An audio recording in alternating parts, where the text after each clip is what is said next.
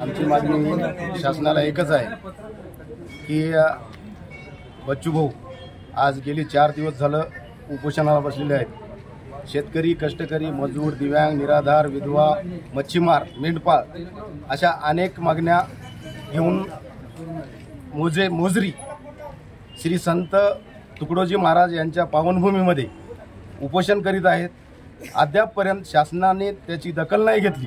त्यामुळे आम्ही उद्याला हातगाव बंदचा आवाहन केलेलं आहे आणि यामध्ये व्यापारी, शेतकरी सर्वांनी सहभागी व्हावं आणि शेतकऱ्याचा कोणीतरी कैवारी उभा राहिला आणि शेतकऱ्याचं कुठंतरी भलं होईल या दृष्टिकोनातून कुठलाही पक्ष राजकारण बाजूला ठेवता आपण शेतकऱ्याच्या मागण्या आणि दिव्यांगाच्या मागण्या हे सर्व मान्य होण्याकरिता सर्व शेतकरी बांधवांनी आणि दिव्यांग बांधवांनी, विधवांनी, निराधारांनी सर्वांनी एकत्र येऊन सहकार्य करावं या बंदला।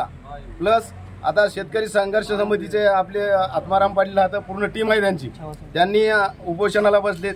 परत स्वाभिमानी संभाजी ब्रिगेडचे आपले शिवाजीराव हात, परत आपले माधवराव देवसरकरच्या संघटनेने पाठिंबा दिला आणि असं जर आपण केलं तरच आपल्याला हे शासन जगू देईल, नाहीतर आपलं जगणं मुश्किल करल।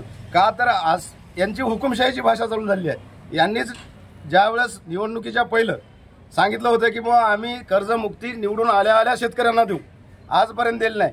रायगडला बच्चूभाऊंनी दिव्यांगासाठी आणि या मागण्यासाठी जे आंदोलन केलं, उपोषण केलं, त्या उपोषणामध्ये 17 मागण्या 17 मागण्या होत्या। 17 पैकी 16 काहीतरी मान्य केल्या त्याच्या अद्यापपर्यंत हे काढले नाहीत, GR काढले नाहीत आणि त्याची पुढची पूर्तता केली नाही। शासनाला नेमकं आपली मागणी काय आहे?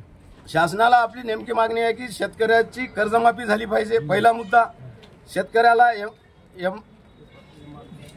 बच्चू भाऊंनी जे मागण्या मानलेल्या आहेत ते मागण्या शासनाने तात्काळ बंद कराव्या, आपलं देण्यात याव्या, अन्यथा आम्ही तीव्र स्वरूपाचं आंदोलन इथून पुढे करत राहू।